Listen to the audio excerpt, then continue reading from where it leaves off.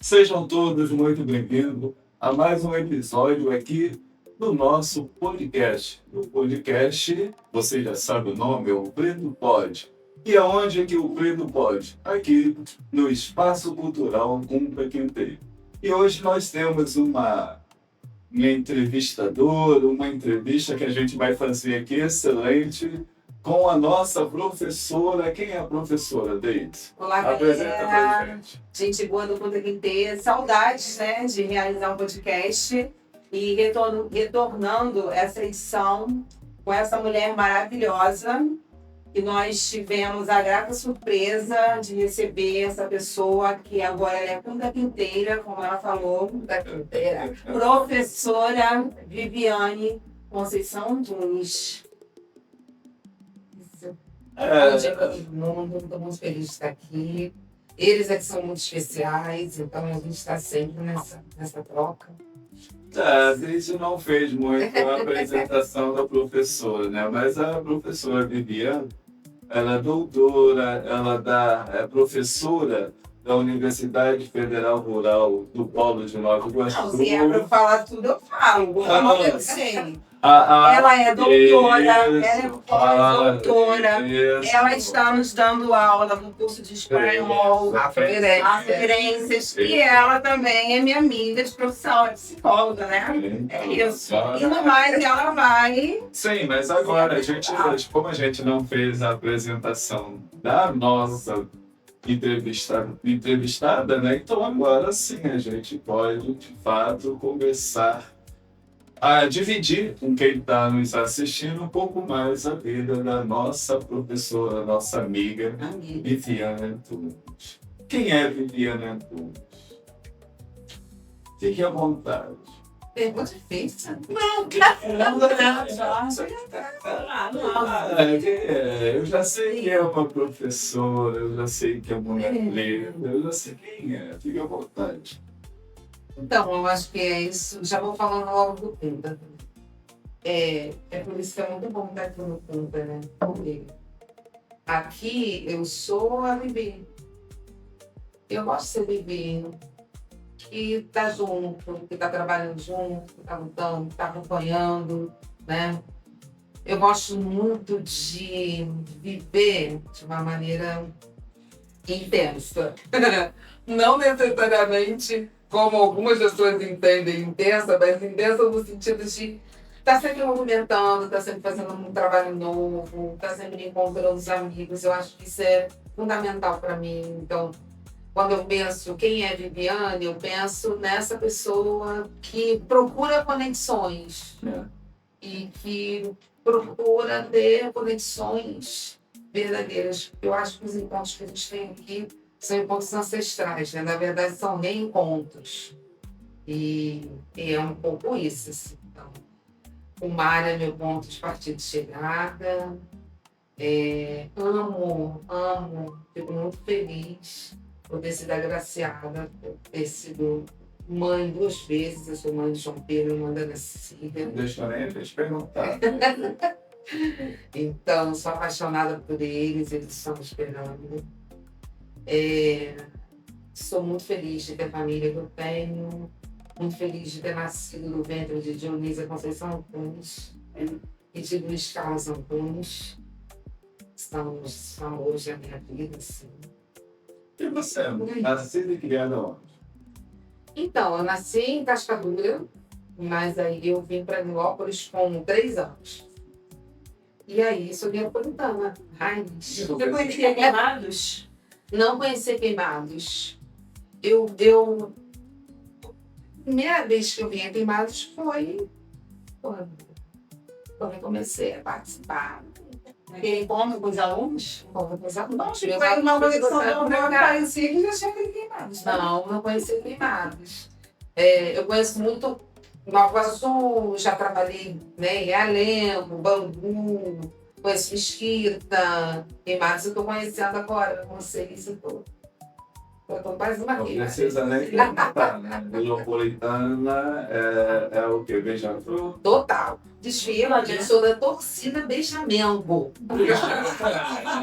Pô, começou, ela tá muito Eu bem. sou da torcida A Beija-Mengo. terra beija-flor tá muito bem. Misturou com o Flamengo. No aí, carnaval de 2005, você desfilou na Beija-Flor, né? Foi qual ala? Eu estava na ala das benzedeiras e nós vendemos muito bem aquela avenida, porque nós levamos o título.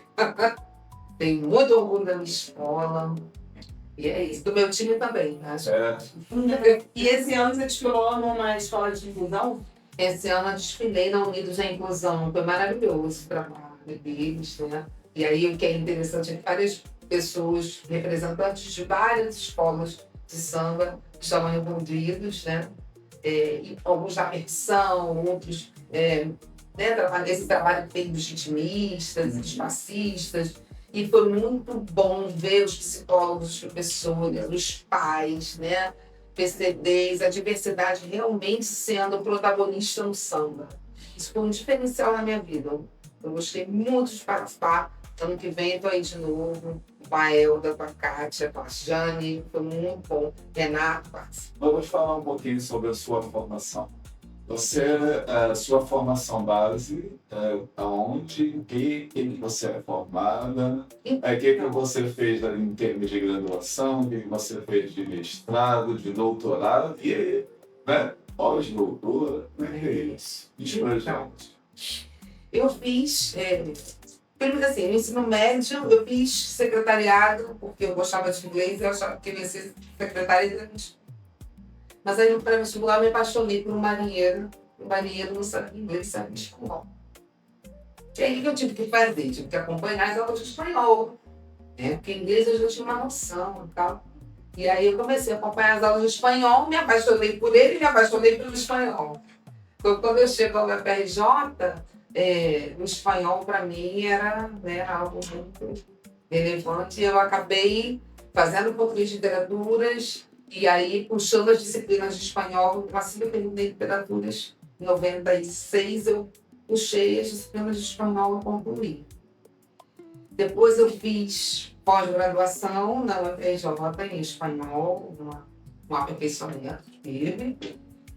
Fui para a UERJ, e aí eu fiz mestrado em língua portuguesa, mas comparando a língua portuguesa com a língua espanhola. Eu fiquei muito nessa indecisão, porque para mim eu ia, né? E aí no doutorado eu decidi fazer letras neolatinas, opção espanhola. Eu trabalhei com letras de espanhol hispano.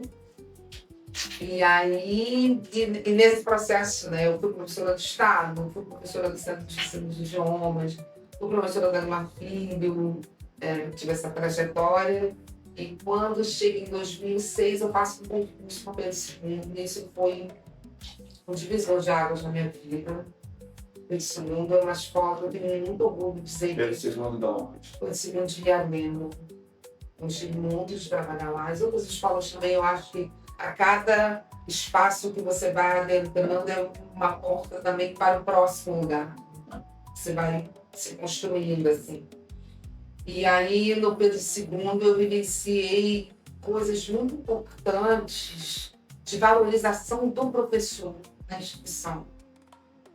E de ter uma coisa que eu sempre falo com os meus alunos, a única escola, o único espaço pelo qual eu passei que tinha um tempo na sua grade destinado para você conversar com outros professores sobre que projetos você ia fazer para aquela turma, para aquela escola, naquele momento, foi o Pedro II. Então foi um divisor de águas, assim.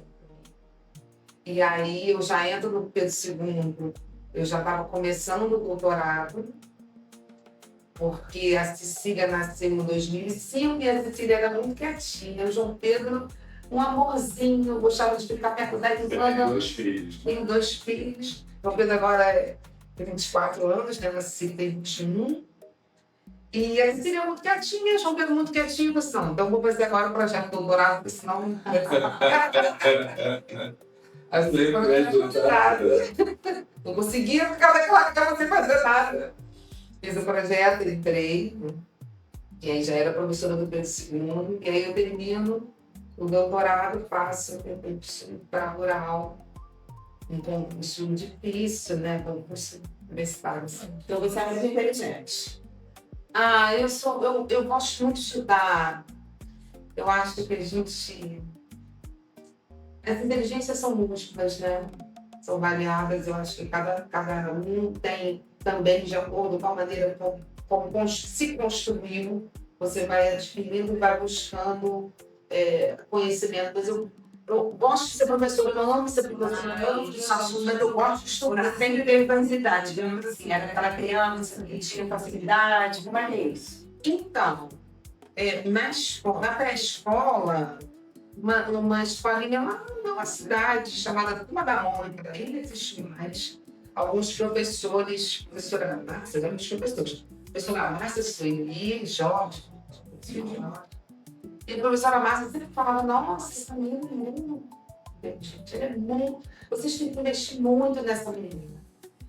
E eu, depois que eu entro para a Rural, que eu começo a refletir sobre essas questões, que a Rural me permitiu aumentar muito esse nível de compreensão do racismo, de enegrecimento. Eu aprendi muita coisa. Diversidade virou outra coisa para mim depois que eu entrei na Rural de Nova Iguaçu, né? E aí a gente começa a entender muita coisa, né? E eu comecei a perceber que essa criança que dizia que era muito inteligente, não era tão inteligente assim. Eu era esforçada.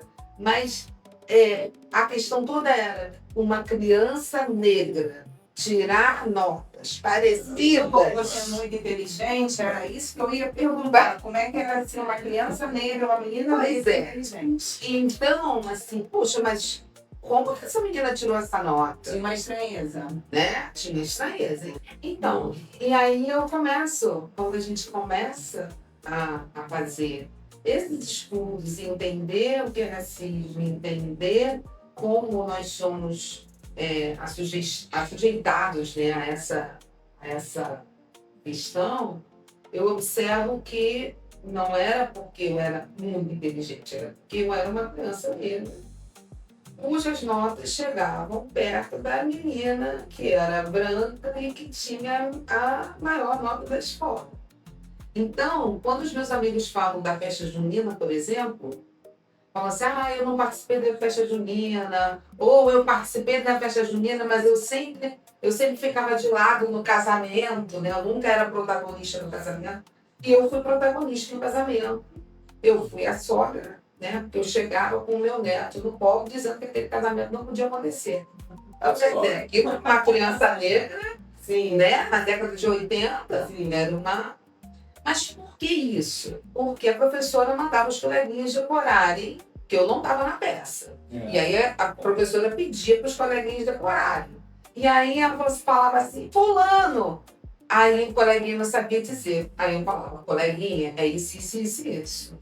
E agora fica... ir na peça. todas as falas que você via. Viviane, o que o fulaninho tem que falar mesmo, hein? Fulaninho tem que falar isso, isso, isso, isso. Porque linguagem...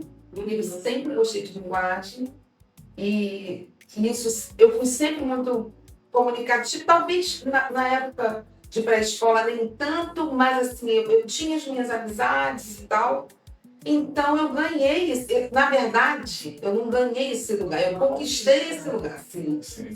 né? E aí, isso tem muito a ver com o pós-doutorado que eu vou fazer na USP muitos anos depois, né? Porque em 2024 eu mando um projeto de pós-doutorado para a USP, sob a supervisão da professora Carolina Fernandes, maravilhosa. E o que acontece? Eu penso que o combate ao racismo na docência ele depende da criação de memórias. O seu projeto da pós-doutorado já foi pensando diretamente sobre essas questões? Sobre essa questão. Nesse projeto de pós-doutorado eu uno psicologia, linguagem e combate ao racismo.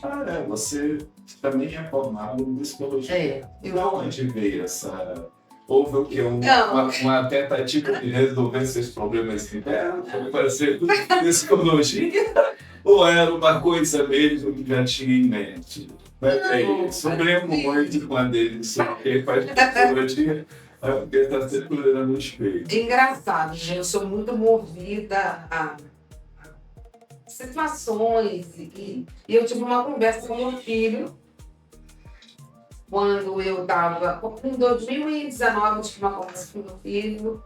E ele falou assim: mãe, e aí, sua carreira? Terminou? Não vai fazer mais nada? Eu falei assim: meu filho, o que eu posso fazer agora é um pós-doc. E depois, continuar com a pesquisa. Aí ele, vai parar? E aquilo ficou martelando na minha cabeça, né?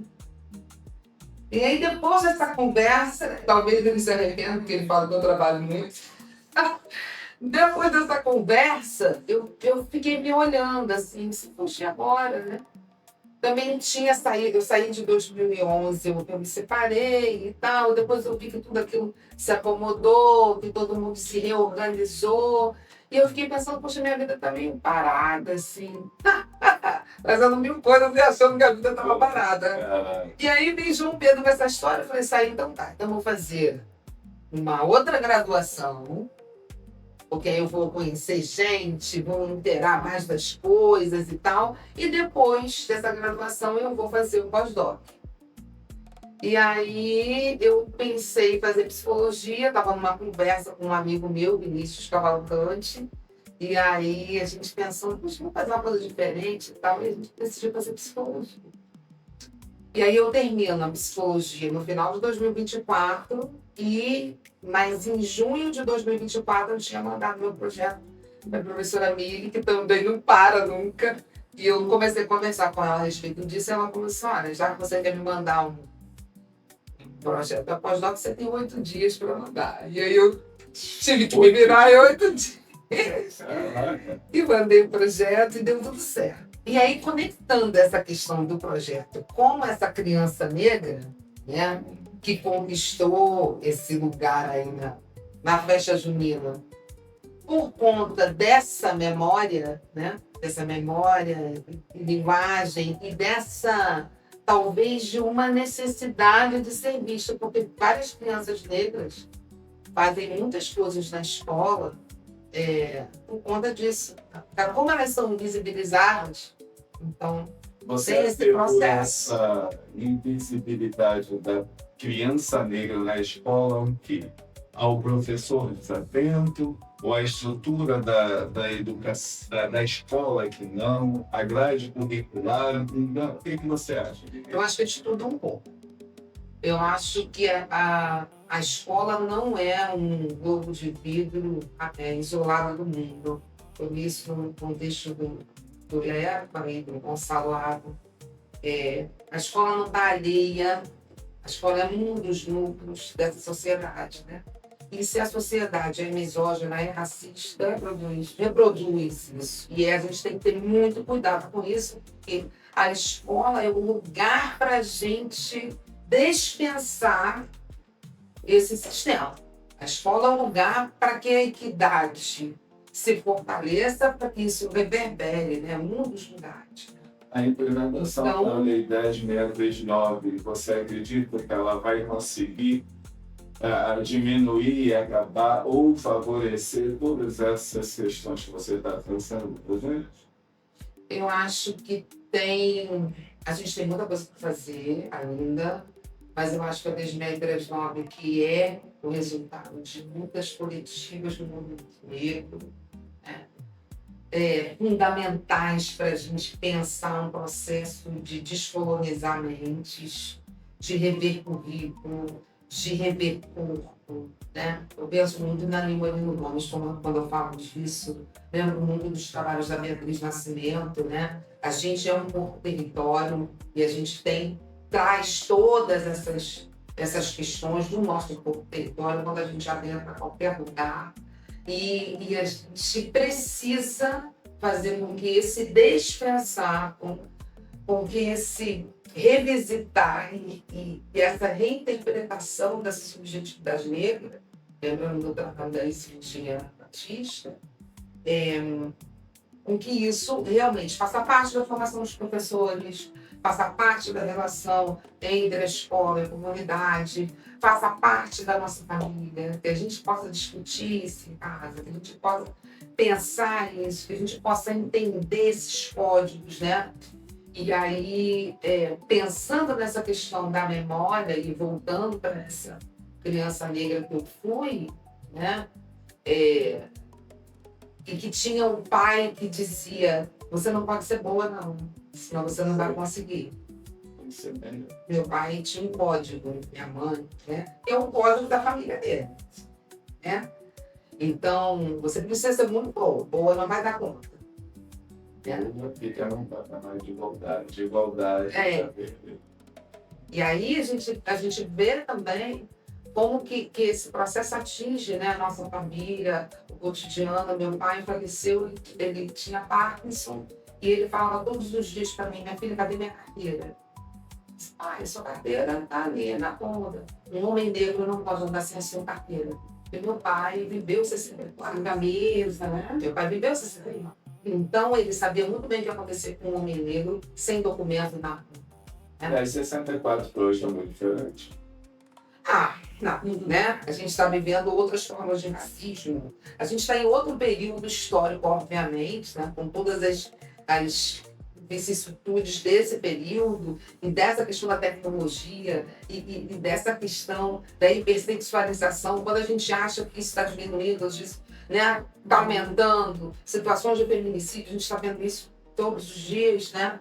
A gente está em um outro momento, mas a gente também está observando o racismo, o sexismo, a misoginia, mostrando outras faces. E a gente tem que estar preparado para lutar contra essas questões. Então, a escola é esse lugar. E aí, quando eu chego no pós-doc e vou unir o meu trabalho com linguagem, pensar a questão da psicologia, pensar o combate ao racismo, eu entendo que o professor precisa viver aquilombamentos. Ele precisa viver um aquilombamento urbano, ele precisa viver um aquilombamento acadêmico para que ele possa, pertencido, ajudar os alunos a desenvolver pertencimento com o esporte. Nessa sua trajetória de vida, você já tinha estado num espaço como o PPT, que hoje a gente diz que é um nome urbano, que é um campo de cultura. O que isso agrega para você? O que isso muda? Então, eu acho que uma vez eu estava conversando, eu sempre, desde 2014, quando eu fui chamada para apresentar um trabalho na África, no governo espanhol. Foi na África? Não, só peguei uma parte.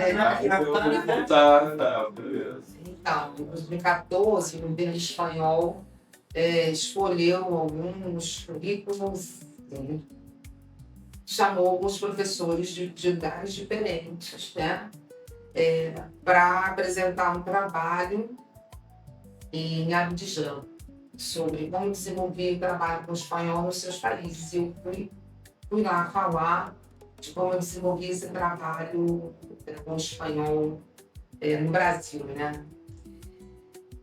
E aí eu começo a ler a Nilma, começo a ler Rocha, começo a ler Cláudia Miranda e estudar com Rafael Lázaro a questão da decolonialidade, essa crítica que faz a gente pensar reposicionamentos de corpos, culturas, relações interpessoais, né? Rechaço às colonialidades como racismo, a essa colonialidade desse trabalho servil que a gente vê até hoje. E aí o Luiz Fernandes, que é um professor da Rural, saudade de Luiz Fernandes, ele olha para mim e fala assim: professora, a senhora está trabalhando tanto com decolonialidade, de que grupo você faz parte mesmo? E aí eu olhei para ele e falei assim: eu ainda não encontrei o meu grupo. Eu ainda não encontrei isso. Ele falou assim: você sabe que isso é essencial, né? Porque você trabalhar dentro de um movimento, você vai ter um outro olhar sobre o que é racismo e sobre como essa força é impressa. Não vai ser só um olhar racista para aquele Isso, você não está só combatendo o racismo desde uma bolha, você está vendo como isso está sendo trabalhado na sociedade. E aí eu olhei para isso, tem tempo, hein? Tem muito tempo. Eu olhei para ele e falei, você pode deixar, um dia que eu encontrar um grupo no qual eu consiga um diálogo mais próximo, eu vou trabalhar com esse grupo. E eu não encontrei um grupo, um movimento cristalizado. Eu encontrei Punta. Punta é diferente. Punta são pessoas que estão em prol do combate ao racismo, que são entregues e que tem um trabalho maravilhoso e que ainda não viu esse trabalho. Parece quando o tempo você está no ponto. eu, assim, para além de tudo que a gente faz, o que eu mais gosto no Punta é a conexão que a gente tem anterior.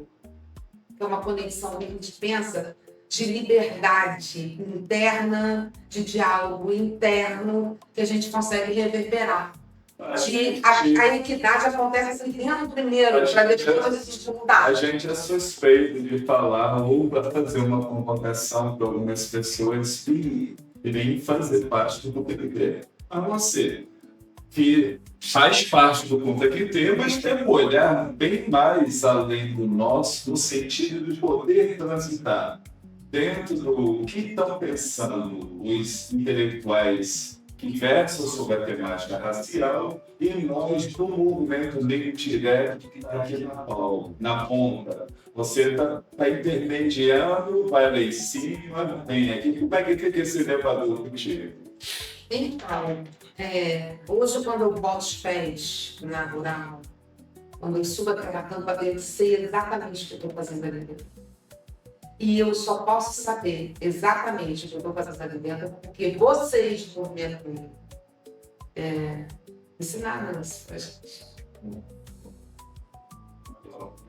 É uma troca, mas é uma formação de cultura, de pertencimento, de intelectualidade que brota da luta, que brota de um combate, que brota de uma necessidade de vida, porque racismo é morte. Racismo é morte. Racismo é a causa número 1 de depressões das pessoas negras. Racismo é a causa número 1 da síndrome de impostor. É a gente fazendo trabalhos maravilhosos e não acredita que aqueles trabalhos são maravilhosos. É a gente que não consegue dizer não, porque a gente o tempo inteiro fica naquele dilema, será que eu posso dizer não? Será que eu tenho direito de estar nesse lugar? Né? Como é que eu me vejo? Você faz um trabalho, você fica lidando com aquele perfeccionismo porque você tem medo, porque você sabe como as pessoas negras ainda são vistas, ainda são colocadas. Então, a gente ainda tem que viver esse processo de amadurecimento, porque a gente só consegue fazer na coletividade. E um grupo como o Punta faz isso o tempo inteiro. Isso o tempo inteiro. A equidade está aqui dentro primeiro para depois ela se trabalhar. Né? Esse senso de liberdade está aqui dentro primeiro. Então, assim, eu estou muito feliz. O convite que você nos fez ano passado em Copenhague, você e o Jorge apresentaram o Punta, foi bastante interessante ver. Aquele momento, quando você fala de se olhar, aí eu comecei a entender. E foi assim, como é que foi para você? Você já foi em vários Copenhagues, já apresentou várias. Você quer falar como foi para você? Não, a questão não é eu falar como foi para mim. Quem nos assiste não sabe o que é isso. Não, vai dizer. Não. O que é o Copenhague, então? Diga-me. O Copenhague é um congresso de pesquisadores negros, né? E que é interessante, quando eu entro na rural, eu entro com uma ideia de diversidade que está muito na questão da linguagem e da cultura. Porque na minha formação, essa questão, né, do movimento negro, né, isso tinha chegado na UFRJ, pelo menos no meu grupo, e aqui Ainda muito só uma longe parte, do espanhol. mais uma parte. Todo esse, hoje a gente já vê um quantitativo, até, vou dizer, até grande, de pensadores negros, pesquisadores negros, pesquisando a sua própria história e nos dando retorno. Sim. Mas ainda assim, ainda tem dificuldade de perceber a questão do movimento negro. É isso? Não, mas seguindo aquela mesma. Eu acho que hoje a gente tem muito mais trabalhos, a gente conseguiu adentrar. Tem muita coisa que a gente precisa fazer, mas a gente já tem, né, muita força de intelectualidade e de entender que a gente faz ciência e que a gente não precisa fazer ciência só dentro daquela caixinha colonial que ensinaram pra gente, né? Que narrativa precisa adentrar a academia, que racismo religioso precisa ser combatido na academia, né? As coisas estão mudando. Mas a minha formação é de 90, eu terminei em 96. Nada eu ouvi falar sobre isso. Eu chego ao mestrado em 99, nada sobre isso. Eu chego ao doutorado, não vejo discutir isso, né? E fiquei muito nesse núcleo dessa diversidade linguística cultural. Quando eu chego a rural, eu lá dentro a um grupo, a um espaço que tem isso muito visceral. A Universidade Federal Rural de Nova Iguaçu tem um trabalho muito forte, são vários grupos de pesquisa, tem um trabalho do Lélia, tem o trabalho, o Lélia começou agora, mas eu cheguei lá, tinha o Leafro, e tem o Oduz, e tem o trabalho do Luiz Fernandes, né, que reverbera isso há muito tempo, o trabalho da Joselina da Silva, né, que era da Rural de Serapédica e que foi aduba, né, o trabalho do Amauri, o trabalho do Ricardo, né, o trabalho do Daí. Então, quando eu chego, eu fico, peraí, tem alguma coisa aqui. No lugar certo. Né? Eu não entendo disso. E aí, o que eu decidi? Eu cheguei a falar isso com alguns colegas meus, eu falei isso com a Fernanda, eu falei isso com a Thaí. Que eu ia me formar primeiro, para depois ir ao COPEN. Que eu ia pesquisar e que eu ia procurar entender para depois escrever sobre o assunto. E eu chego ao COPEN junto com Punta. Eu chego ao COPEN fazendo pós-doutorado, porque eu queria me formar, eu queria ler, né?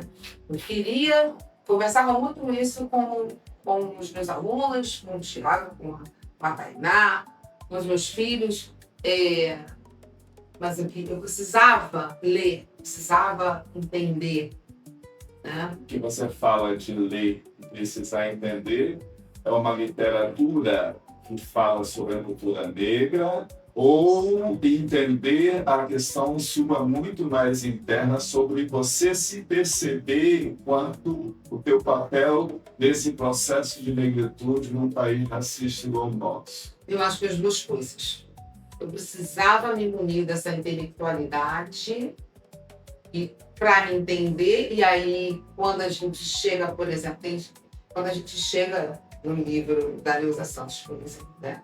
Que a gente sempre comenta sobre isso e que no final ela falou assim, não era bem assim que eu queria e tal. Mas quando você lê aquele livro, você entende todo o código de família que você viveu e que você entende qual foi o seu processo, né? E quando você se depara com os textos da Sheila Walker, quando você se depara com os textos de Fanon, tudo aquilo que você achava que tinha sido natural, você vê que não era racismo. E aí tudo isso se descortina. E a gente precisa ter muita responsabilidade, muita coragem para se ver nisso e para falar sobre isso, né? E para entender que você é mais um e que você, nessa luta, que é uma luta ancestral, você precisa plantar sementes. E eu não queria plantar semente errada. E dentro dessa semente foi feito um vídeo, um filme sobre a sua vida. Professor, Eu aprendi, né? eu aprendi com Viviane. São as peças. que a vida prega da gente, né? Fábio Rosa, no seu grupo de pesquisa da Auge, com a sua aluna Flávia, maravilhosa também, eles dois, começaram um trabalho falando das trajetórias das professoras universitárias negras, né? E gravando isso. Antes do Fábio fazer isso, eu, Luiz Fernandes, Geni e a Fernanda também, nós desenvolvemos um trabalho chamado, pensando nisso, né, rotas, né? Essas rotas desses professores antirracistas, a gente fez umas entrevistas, né? E aí, muito tempo depois, vem o Fábio com essa proposta. Puxa, ele queria falar um pouco sobre a sua trajetória. Eu quero falar de trajetórias de outras mulheres negras. E foi muito bom pensar nisso, rever minha trajetória, rever tudo isso que eu passei, né? A força dos meus pais nisso, a força da universidade, da discussão. Eu também sou uma semente dessa universidade, né? Eu também sou um fruto de Otali, de Cláudia Miranda, de Fernando Felisberto, de Mili, de todas essas pessoas, de Luiz Fernandes, de Amauri, de Joselina, que chegaram muito antes nessa temática do que eu, né? E que aí a gente vê o pessoal falar assim, a matemática não é a pauta da minha vida, das nossas vidas, da sociedade, que precisa entender que nós não estamos pedindo nada, nós já temos o nosso lugar. Nós queremos ser respeitados enquanto pessoas produtoras de cultura. Quando você fala de nós pedimos, nós não estamos pedindo nada. Como é que você encara a questão da religiosidade afro num país igual ao nosso hoje, tendo em vista que a gente tem observado vários momentos de intolerância religiosa, racismo religioso? Como é que você vê? E, de uma certa forma mais direta, né, aqui no espaço cultural mundo aqui inteiro, aqui o preto pode, a gente também pode perguntar qual é a sua religião? Vamos lá. Então, quando a gente fala desse processo de revisitar, né? Eu quero saber, revisitar, até me perdi. Então, vamos lá. Primeiro, eu acho que quando a gente fala intolerância, não é intolerância, é racismo religioso, porque a questão é porque a religião é do preto, então tem intolerância problemática. A gente viveu coisas e está vivendo coisas muito sérias, muito tristes, e que a gente precisa, nesse sentido, né? E que a gente precisa estar forte para mostrar e para reafirmar os nossos direitos. E toda a produção que a gente faz é para isso, né? O trabalho que a gente desenvolve é para isso. A gente, enquanto corpo território, a gente também expressão desses símbolos que nos constituem, como a Dias fala, né? No livro Negro Revoltado. Quando a gente não reconhece os nossos símbolos, a luta se enfraquece. Então, não reconhecer as religiões de matriz africanas, não entender, não se aproximar, também é um racismo e é uma forma de diminuir a nossa luta. E eu venho de... Essa questão da religião é uma questão muito interessante, porque eu vivi processos diferenciados nessa questão. Foi engraçado que quando eu era pequena eu fugia do catecismo, e aí minha mãe falou para mim que nunca mais ele me botar em religião nenhuma. Eu fugia do catecismo, eu queria ficar brincando com as minhas colegas, eu achava o catecismo muito chato. Aí depois, na adolescência, eu fiquei no grupo jovem e tal, voltei para a igreja católica, fiquei, e fui no missa da Eucaristia. Qual é a religião? Era Aparecida? Nossa, era Aparecida, a paróquia, né? Vivi essa conexão e era cantora de Fátima, as pessoas me reconheciam na rua. olha aí, ali, a cantora de Fátima. A gente tinha um grupo, eu, Denise, Alice, Rosimar, Rosemary, Rosângela. E aí a gente já era conhecida ali em Milópolis pela Fátima. A gente representava o nosso era de Fátima. E essas conexões consagradas que a gente desenvolve, a gente não perde, mas eu comecei a olhar o que era a estrutura humana, né? E aí, quando eu me separo, eu sou vista de uma outra forma, né? E a ponto de me perguntar, né, seu marido saiu de casa, está interessado em outra pessoa, né? O que você fez para que isso acontecesse? Eu ouvi isso de um padre, né? Volta lá e revisa todos os seus erros, né? Só que quem trabalhava na Igreja Católica era eu, quem se formou dentro da igreja fui eu, o meu ex-marido só acompanhava na época. Então, e aí essa coisa assim, de disse, não, essa estrutura não me cabe mais. E aí eu conheci alguns grupos antirracistas e uma dessas reuniões eu ouvi falar sobre a casa Pá Benedito de Angola e eu não consegui dormir. Porque essa casa Pá Benedito de Angola, Pá Benedito ficou indo e voltando na minha cabeça. E eu foi minha primeira incursão na Umbanda, na qual eu agradeço muito, né? Eu estou na Umbanda até hoje. Satisfeito, Jorge, ou curioso?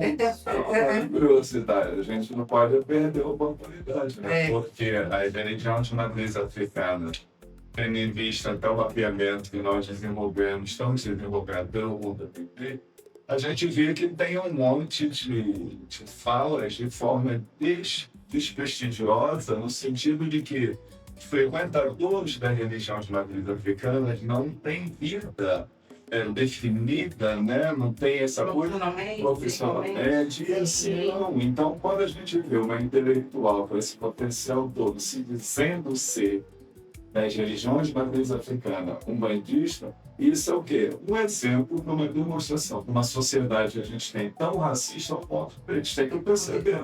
Religião é uma coisa que vai além do meu querer, é uma coisa individual.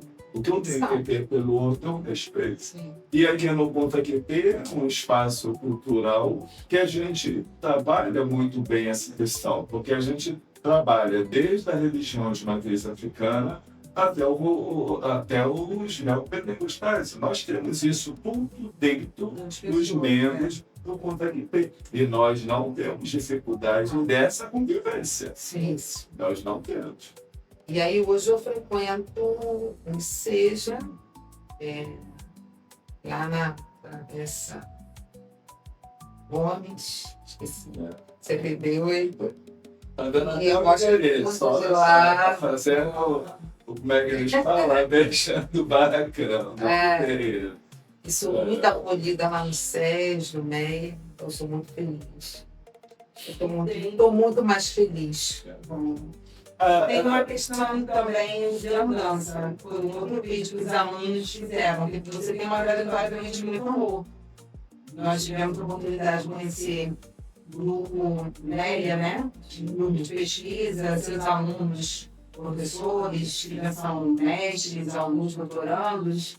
E aí eles vieram me perguntar, já que você estava fazendo uma outra coisa, não podia estar aqui conosco no curso, no seminário, e aí eles gravaram um vídeo, andança, né? E eu gostaria que você falasse um pouco desse projeto. Andanças é algo que eu também desenvolvi no pós-doc, né? Essa questão do aquilombamento, né? Que eu acho que o professor precisa viver para poder desenvolver isso com seus alunos. Eu desenvolvi com a professora Mili nas nossas atividades de campo. A Mili vai para Quilombo, Mili vai para a aldeia indígena, né? E a gente fez esse trajeto em cruzo, Rio de Janeiro e São Paulo. Então a gente fez andança em São Paulo, fez andança aqui no Rio de Janeiro, na Pequena África, isso foi legal. Eu trouxe o pessoal da UNR, veio da Argentina para cá e a gente fez essa andança. E o Milênio é um grupo de pesquisa em homenagem à professora intelectual negra Gonçalves, que abarca, né, essa interculturalidade crítica, a gente combate misoginia, racismo. E uma das atividades do nosso grupo de pesquisa são as andanças. Então, todo mês ou a cada 2 meses, a gente tem que ir juntos se aquilombar. E eles vieram se aquilombar com vocês. Às vezes as pessoas falam que não faz as coisas porque não tem tempo. Ouvindo você falar assim, como que você administra seu tempo? Pois é, o tempo. Eu estou tentando administrar o tempo. Né? A gente precisa. E agora, lembrando de uma frase da Lé, numa entrevista que ela deu, ela diz que a gente é ativista em todo lugar. Onde quer que nós estejamos, nós somos ativistas e nós temos que estar em prol da vida. E ela fala também que o problema da nossa luta é a organização. Então, a gente precisa desse esforço para se organizar, para manter viva essa chama de liberdade. Mas a sua vida é só estudar, como é que é questão de lazer, como é que é questão de namorar, como é que é questão de samba. Não tenho namorado, sou divorciada nesse momento, né? Amo meu samba, amo minha praia, amo os meus filhos, amo passeio com eles, né? 2026 está sendo um ano de muito trabalho, de muita busca por essa organização.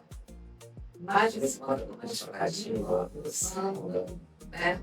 Ninguém é de ferro. Na minha feijoada, daqui a pouco vai ter feijoada do mundo, vocês vão estar sabendo disso aí. Então, mas vocês que estão ligados aqui no Espaço Cultural Contemporâneo, vocês né, acompanham toda a nossa programação nas nossas redes sociais, no YouTube, no Facebook, entendeu? Então, estamos aí em mais um momento de fazer essa entrevista com a professora Viviane. Estamos chegando aos nossos finais, né? Peraí, mas antes de finalizar, fala só um pouquinho do Afroerências com a gente. Como é que está sendo essa experiência? Então, o Afroerências é um projeto pensado aqui. Pergunta, né? Eu fiquei pensando, puxa, como que eu poderia contribuir, né, com esse projeto tão lindo? O Conta que tem um grande projeto. Na verdade, eu fico pensando se o Conta que tem não é um programa de projetos. Eu acho que é um pouco por aí. E nesse programa de projetos, um deles é o de ensino de espanhol, a partir da diáspora africana nas Américas, né, na América Latina. Então, a gente trabalha essa questão do espanhol, né, da aprendizagem do espanhol, mas entendendo que o espanhol é uma língua imposta, colonial, né, e que muito de sangue foi derramado em prol dessas bandeiras por aí. Então, a gente precisa revitalizar as nossas memórias e trazer outras e construir outras. Então, o Afroerências vem com essa possibilidade de pertencimento, né? E de desconstrução. Você olhar para o lado, olhar para os lados e para outras formas de dizer a partir do ensino dessa língua que é colonial e que no nosso processo de desconstrução a gente faz um caminho ou outro. Legal. E vocês também estão percebendo que hoje nós estamos fazendo o nosso podcast excepcionalmente em formato diferente, né? Até porque a gente normalmente faz nas nossas mesas e hoje a gente aqui achou por melhor, até agradecendo a programação do Júlio Sagaz, que está aqui por trás de tudo que a gente está organizando. Então, ele deu a ideia. Mas a gente vai, nesse momento, para nossas considerações finais, tendo em vista, e nós sabemos que é um assunto que não se esgota, a gente quer falar o tempo todo, mas breve, a professora Viviane vai estar aqui conosco aqui em mais uma oportunidade para poder dividir conosco o que a academia vem debatendo sobre a nossa negritude. E nós, do Movimento Negro, estamos aqui, impulsionando, empurrando, provocando para que eles tenham um olhar mais também, como é que eu digo, harmonioso entre o movimento e a academia. Vamos para as nossas considerações finais. Assim, eu gostaria muito de agradecer o espaço, o cuidado, a acolhida sempre. Assim, o Punta é um espaço de. É verdade mesmo, porque o Punta é um quilombo. Então, eu me sinto num quilombo quando eu vou aqui. É muito bom ser, viver com vocês e enfrentar tudo que a gente tem que enfrentar junto e também aproveitar o que a gente conseguiu construir, porque a gente também tem que valorizar o que a gente conseguiu construir, é muito importante e faz com que outras pessoas venham e que consigam se rever, se reconstruir e combater o racismo, né? A gente precisa estar sempre em prol da vida. Muito obrigada. Eu agradeço, Viviane, sua presença conosco. Que você tenha muita saúde emocional, espiritual, física, para a gente continuar nessa parceria gostosa que a gente estuda, a gente brinca, a gente dança. Agradecer também sempre os nossos amigos, parceiros, família do Punta. Se o Punta existe porque cada um dando a sua contribuição, faz com que cada dia a gente consiga ir além. Ninguém sabe, né? E a gente vai chegar na África contigo, vai chegar em Harvard, ninguém sabe. Vamos que vamos.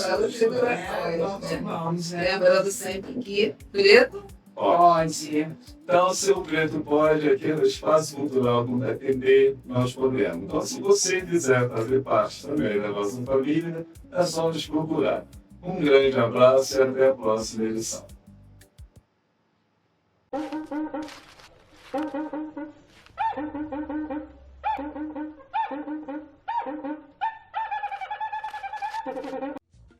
legal, legal, legal, black.